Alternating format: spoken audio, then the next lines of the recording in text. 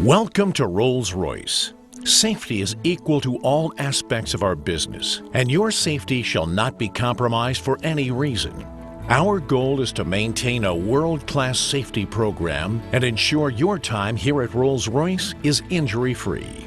The Rolls-Royce Health, Safety and Environmental Department is here to support your efforts by providing technical assistance regarding regulatory guidelines and Rolls-Royce safety requirements, or to assist you with incident investigations. We are not here to issue citations, but to ensure everyone who comes to our facility has a safe and injury-free work environment.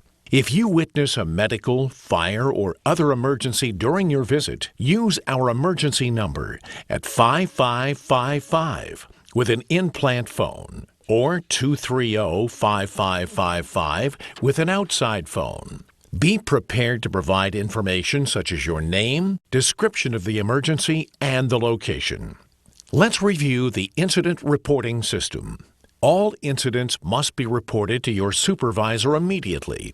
Incidents must be reported in writing to the Rolls-Royce HSE Department using your current incident investigation form. Your supervisor will be responsible for ensuring a thorough investigation has been completed and all follow-ups are conducted in a timely manner. Incident reports should include any injury occurring during your work hours, no matter how minor, occupational illnesses derived from an exposure in your work environment, any damage to property or a near miss. If a medical emergency occurs, medical treatment is available in the Rolls-Royce Medical Department. Call 5555 in case of any life-threatening emergency. Be sure to state your name, the nature of the emergency, the location of the injured person, and any pertinent information that would help to ensure the safety of the individual hurt and the emergency response unit. Stay on the line until help has arrived or the operator has dismissed you. Let's take a moment to look at the proper personal protective equipment required at the site. Shoes should be safety toe and conform to ASTM F2413-05. Only long pants are allowed. No shorts or cutoffs may be worn at the site. Shirts must have at least a 4-inch sleeve and completely cover the body torso. No tank tops or midriff shirts are acceptable. Hard hats must conform to the ANSI Z89.1 standard, Type 1, Class E or G. Safety glasses with side shields are required throughout the construction site. Prescription lenses and frames should meet the ANSI Z87.1 code and have detachable or permanently attached side shields. This is the minimum PPE requirement to enter or work on the Rolls-Royce construction site. Always remember to do a PPE assessment of the work being performed to decide if any additional PPE is required for your safety. There are areas within our facility that pose additional risk due to higher risk processes. When working in these areas, contractors must understand the risk by including it in risk assessments and pre-job planning. Areas identified as having higher risk will be conveyed to the contractor by the Rolls-Royce project manager. Sometimes emergency situations will arise that will require evacuation of the site or to a shelter within the building. You will hear an announcement or tone indicating the need to evacuate the plant in the event of a major fire, chemical spill, or explosion. Head immediately to the assembly point as designated by your supervisor. If you're not in your assigned area at the time of the alarm, simply exit the building first and then seek to locate the closest assembly point. In the event of a tornado warning, severe weather, or other emergency, you will hear an announcement or tone indicating the need to seek shelter inside the closest designated severe weather shelter. Move rapidly to designated shelter areas or restrooms. Seek shelter in low-lying areas such as trenches if you're unable to reach the closest building. When it's safe to return to the building or leave your shelter, the all clear announcement will be given. There are CO2 fire suppression systems in fire-critical areas, such as our engine test cells. When necessary, these systems flood the area with CO2 gas, creating a hazardous environment. If a high-pitched alarm sounds while you're in one of these areas, exit the area immediately. Material Safety Data Sheets, or MSDS, are required for all chemicals or potentially harmful materials brought onto the Rolls-Royce site. MSDSs can be found with a contractor owning the product or by using the Rolls-Royce intranet site. All chemicals brought on site must be approved for use by Rolls-Royce. Check with your Rolls-Royce project manager on requirements for chemical approval. When using chemicals, be sure to have the proper PPE on to protect yourself. Proper PPE will be identified on the chemical MSDS. If you're transferring chemicals from the original container to a smaller or larger container, the new container must also be marked with a hazardous chemical label and meet the requirements of the Hazard Communication Standard. Training is required if using chemicals with a hazardous rating. You are also responsible to assure that your workers are trained in how to contain and clean up a chemical spill properly. Do not attempt to contain or clean a hazardous chemical or an unidentified chemical without training. Rolls-Royce has a corporate policy to assure that we operate with a focus on sustainability. Contractors are expected to participate in that effort by recycling whenever possible. In addition, waste management plans must be in place before the project begins. The Rolls-Royce project manager will determine the proper disposal of all waste generated during the project. Obey all posted signs. Most signs are erected to alert you to dangerous situations in your area. Yellow caution tape means that there is a possible chance of injury or property damage associated with the work.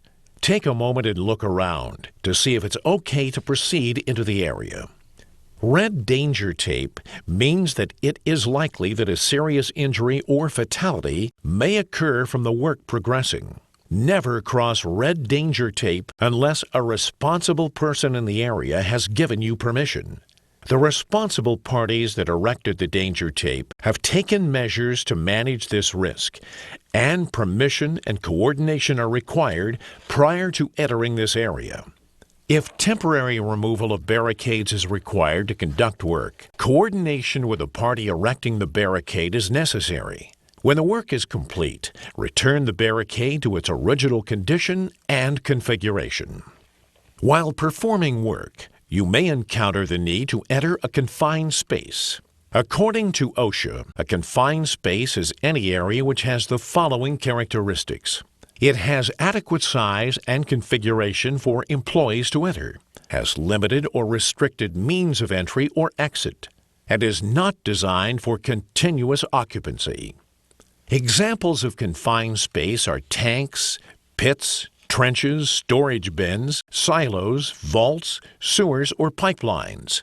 A permit-required confined space is a confined space that presents or has the potential for hazards related to atmospheric conditions, engulfment, configuration, or any other recognized serious hazard.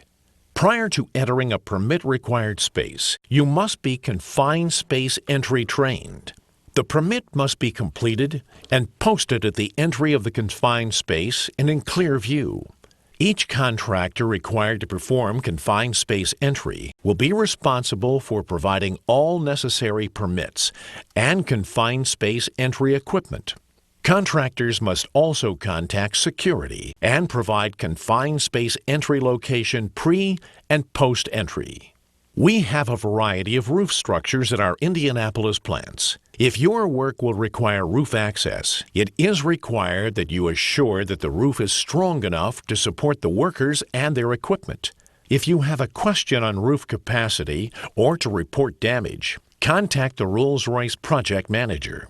Also, fall protection is required when working within 6 feet of an unprotected edge. Some areas within our facilities contain asbestos or other materials that have been recognized as health hazards. These materials do not present a hazard if left undisturbed. However, if your work will involve cutting or demolition, your supervisor or Rolls-Royce project manager will need to verify if hazardous materials are present before the work can proceed. During construction, temporary lighting will be in use. Always maintain at least 10 feet of clearance from temporary wiring inside the building. Use the same rule for overhead power lines or bus duct systems. When using 120-volt outlets to provide electricity for powered electric tools, ground fault circuit interrupters must be in use. GFCIs should be plugged directly into the outlet providing power, never at the user end of an extension cord. Pre-shift checklists are required to be performed on all mobile powered equipment, MPE, including man lifts and cranes. The purpose of these checks is to indicate the overall mechanical condition. They are to ensure that controls are all marked and function properly, and that required safety devices are all in good working condition. Any fluid leaks would be indicated and noted for repair prior to usage again. This will not only assist in keeping the equipment functioning properly, but will also help in minimizing potential slips and falls from all workers in the area. Talk to your supervisor to obtain a copy of the MPE checklist. Operators must utilize all safety equipment that comes standard on MPE. An example is seat belts. Manufacturers supply seat belts on MPE that are also designed with overhead protection, otherwise known as a roll cage. The intent is to keep the operator inside the protection of the cab in the event of a rollover. If a seat belt is supplied, it must be used. Lastly, no alterations can be made to any MPE without the written consent of the equipment manufacturer or OSHA. Hot work permits are required on any work that generates an arc, spark, or flame. The guidelines on the permit are there to help the operator performing the hot work minimize the risk of a fire in the area. The permit must be posted in the immediate area of the hot work to warn others to keep flammable materials away from the work zone. Once you have arrived in your work area, you can contact security at extension 4138. or 317-230-4138. When security arrives, they will check the area for hazards and make sure you have a fire watch and a contractor-owned fire extinguisher. Once all requirements have been met, you may begin hot work operations. If you have work in another area or the conditions in the current area change, you will need a separate hot work permit. Hot work permits are only good for one shift unless authorized by the HSE Department. In terms of welding personal protective equipment, Rolls-Royce requires that ANSI-approved hard hats with full face coverage be worn. Soft caps are not permitted as replacements. Eye protection for general gas welding must be in the form of a number 11 shade lens or darker. Tinted safety glasses are not appropriate replacements. Face shields are always to be worn when shipping slag. Housekeeping plays a very large part of keeping slip and fall accidents out of the picture. Try to remember and put into use the summarization of the 5S theory. Sort. Remove the unnecessary. If it is not needed, take it out of the area. Straighten. Organize the necessary. Everything has a place and everything in its place. Sweep. Keep it clean. Each employee keeps his or her area clean. Standardize. Make cleaning and organization routine. And self-discipline sustain. Have self-discipline and pride to maintain good cleaning habits. Personal fall arrest protection is required whenever you are elevated over 6 feet and or exposed to a fall hazard. Always try to eliminate the fall hazard by first applying engineering methods such as guardrails, warning lines, or hole covers to prevent employees from being exposed to fall hazards. When unable to provide this protection, you must use a personal fall arrest system. A personal fall arrest system is comprised of the following components: full body harness, lanyard, attachment point device, and proper anchorage. All lanyards shall be of the double Y shock-absorbing type if transferring between anchorage points, and lanyards are not allowed to be connected back onto themselves. Snap hooks must be of the locking type and rated for minimum tensile strength of 5,000 pounds. Always use an attachment point device such as a nylon sling, wire choker, or rail grab device to secure your lanyard. When selecting an anchorage point, make sure it can withstand a downward force of at least 5,000 pounds. Never use materials such as electrical conduit, the bus duct, or overhead sprinklers as anchorage.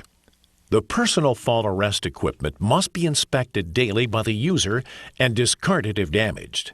Your employer will provide these systems for your safety. Remember when using fall protection that it is not enough to have the proper equipment. It must be used correctly. Always tie off directly overhead and as high as possible. Try to limit your free fall to less than 6 feet. Place an attachment point device around the proper anchorage and link your double Y shock-absorbing lanyard to the attachment point device. The double Y shock-absorbing lanyard should be directly attached to your full body harness. When using a self-retracting lifeline, they take the place of shock-absorbing lanyards. Never attach self-retracting lines and shock-absorbing lanyards together. Once again, select a proper piece of anchorage directly overhead and as high as possible.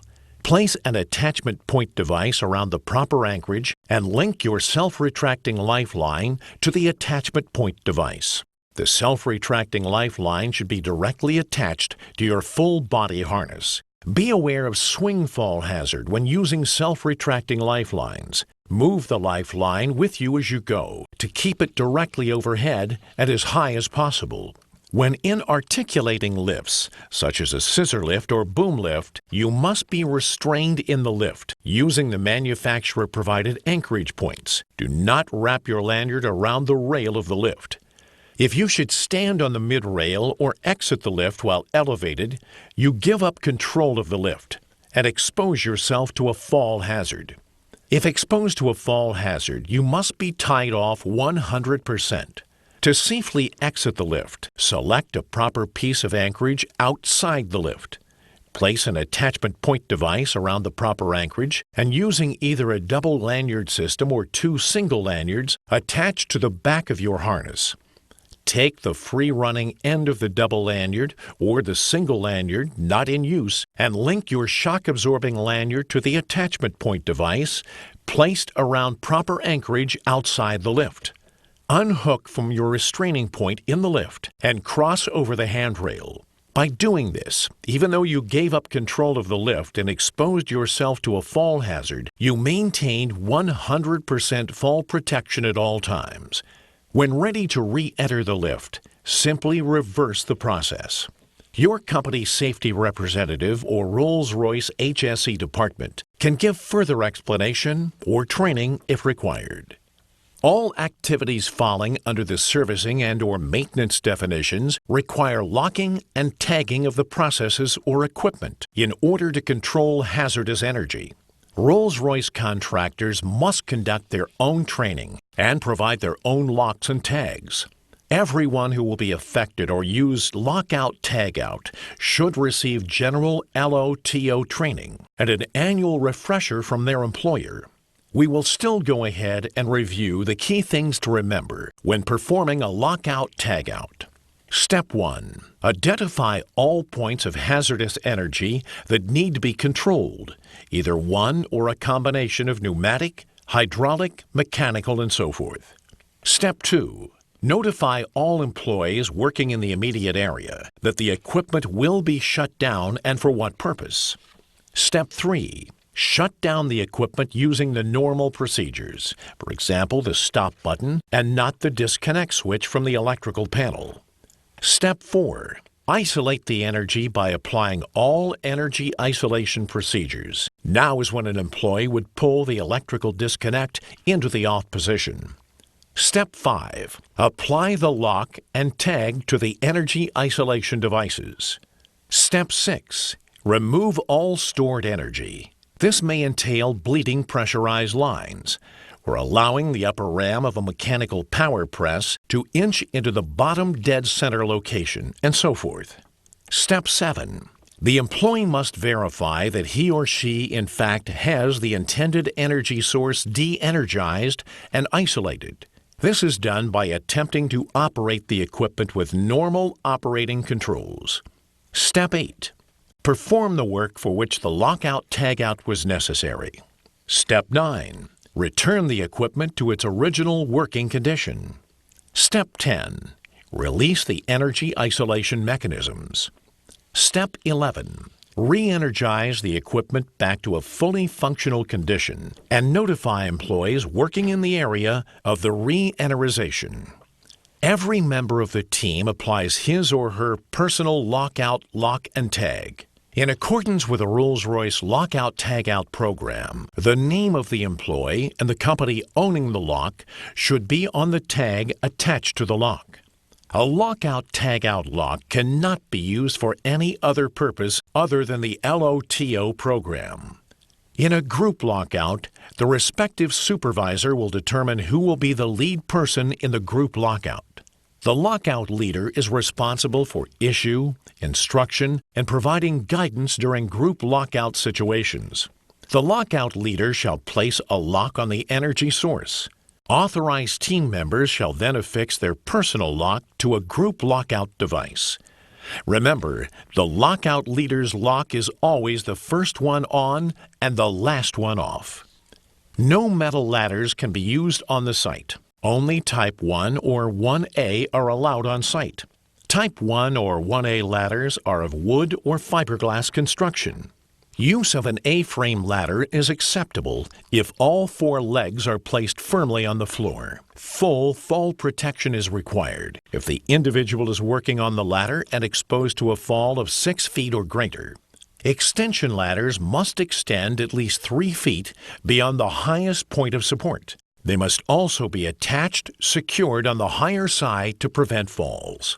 Tobacco products are restricted to designated areas only. Tobacco products are not allowed inside the building. This is inclusive of basement, pit, and roof areas. These guidelines protect everyone's right to a clean and healthy environment. Tobacco means cigars, cigarettes, pipes, all smokeless tobacco, and any variation thereof. Our security is here to protect our best interest. All personnel entering the site should be cooperative, supportive, and follow the instructions of the officer. It is the responsibility of security to ensure only people who have business on the Rolls-Royce premises enter the site. Security also has the right to stop vehicles entering the site, request identification, and inspect concealed property leaving the facility. Be sure your personal tools and equipment in the facility are permanently marked, and a material removal permit is used to remove property from the facility. All recording devices, camcorders, and cameras require a camera pass. Any recording or pictures taken on the premises shall be conducted by Rolls-Royce personnel only. Violators will be charged with a violation of the security policy and have recording media confiscated. Camera-equipped cell phones and other electronic devices are prohibited without special authorization from security. Please notify security of any intentions to record or take pictures on the premises. One part of Rolls-Royce's obligation to be an environmentally friendly corporate citizen lies in the way that we manage the storage of on-site chemicals. All chemicals that are brought on site, whether by Rolls-Royce personnel or by contractors, must be stored on secondary containment. The purpose is to contain any unplanned releases of those chemicals prior to them reaching the outside environment. A spill is defined as an abnormal release of a substance that could possibly cause an adverse effect on the environment or to personnel. In the event of a spill, anyone in the area must act quickly and appropriately to stop and contain the leak. Should a spill or a substance reach the ground outside of the plant or a waterway exiting the plant, immediately contact security. All spills that take place need prompt attention for cleanup. Here at Rolls-Royce, a spill larger in size than an area covered by a hard hat deserves a response. This currently means that any time you notice a significant chemical spill anywhere in the facility, immediately get as many people needed from the surrounding area together and contain, stop, and clean up the spill. The steps in order for a spill cleanup are as follows. First, be defensive. Attempt to effectively contain the spill to prevent or minimize contamination. Second, in the event security must be contacted due to a spill, remember to give the following information in the description: the material spilled if determined, the approximate amount of the material spilled, and the exact location of the spill. And number 3, contractors are required to have a spill kit on site if you bring any chemicals on site. In the event of a spill, someone should be sent to bring whatever is necessary from the spill kit to contain and clean up the spill. Remember that waste generated from a spill is treated the same way as any other chemical waste. It, too, must be properly packaged, stored, and transported to a waste contractor for proper disposal.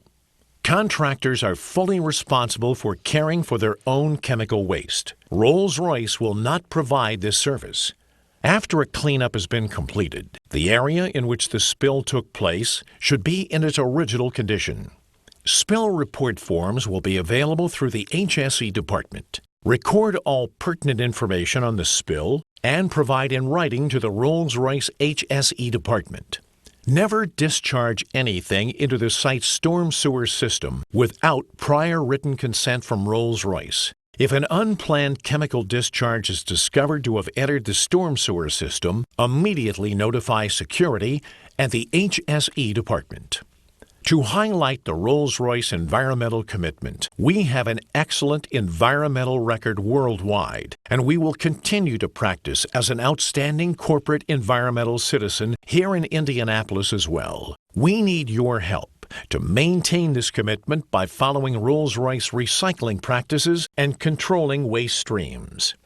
Rolls-Royce strives to provide its customers with the highest level of quality and safety in all products manufactured. As a result, the company has foreign object damage debris prevention procedures in place throughout its facilities, affecting all employees, visitors, and contractors. Although procedures constitute the significant elements of FOD prevention, diligence on everyone's part is required to ensure the program's effectiveness. As a contractor working in a Rolls-Royce facility, you are required to abide by these procedures and remain in compliance to the FOD prevention requirements of the area in which you are working. Note that these requirements may be specific and can vary from area to area. If the nature of the task that you are performing prevents compliance with any of these requirements, notify your Rolls-Royce contact immediately. FOD, or foreign object debris, is defined as any substance, debris, or article alien to a vehicle or system which could potentially cause damage. Examples of FOD include, but are not limited to, wire or metal clippings, solder balls, debris, electrical terminals, circuitry, connectors, components, tools, consumables, nuts, bolts, O-rings, tape, and so forth. Personal items, or hardware that has the potential of migrating to engines rigs or engine rig hardware.